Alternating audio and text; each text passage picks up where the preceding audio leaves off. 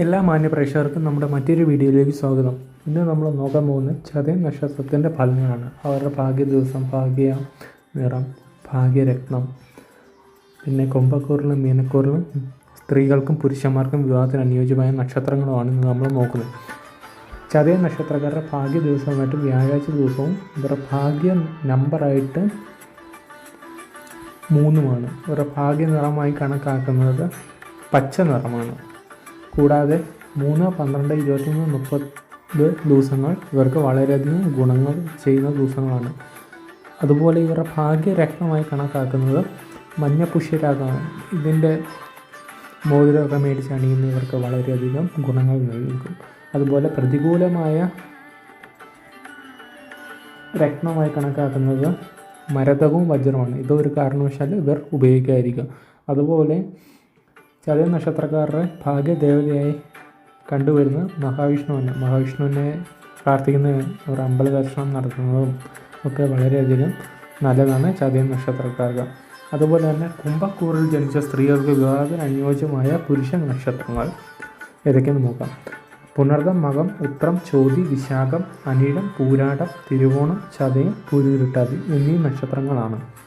അതുപോലെ തന്നെ കുംഭക്കൂറിൽ ജനിച്ച പുരുഷന്മാർക്ക് വിവാഹത്തിന് അനുയോജ്യമായ സ്ത്രീ നക്ഷത്രങ്ങൾ പൂരുരുട്ടാതി, ഉത്രട്ടാതി, അശ്വതി, രോഹിണി, തിരുവാതിര, പുണർദം, മകം, ഉത്രം, കാല് ഈ നക്ഷത്രങ്ങളാണ്. അതുപോലെ തന്നെ മീനക്കൂറിൽ ജനിച്ച സ്ത്രീകൾക്ക് വിവാഹത്തിന് അനുയോജ്യമായ പുരുഷ നക്ഷത്രങ്ങൾ ചതയത്തിന് ഉത്രം, മുക്കാല്, അത്തം, ചോതി, വിശാഖം, അനിഴം, മകം, പൂരുരുട്ടാതി, തിരുവോണം, ചതയം, പൂരുരുട്ടാതി എന്നീ നക്ഷത്രങ്ങളാണ്. കൂടാതെ മീനം രാശിയിൽ ജനിച്ച പുരുഷന്മാർക്ക് വിവാഹത്തിന് അനുയോജ്യമായ സ്ത്രീ നക്ഷത്രങ്ങൾ പൂരുരുട്ടാതി, അശ്വതി, രോഹിണി, തിരുവാതിര, പുണർദം, മകം, ഉത്രം, മുക്കാല്, അത്തം എന്നീ നക്ഷത്രങ്ങളാണ്.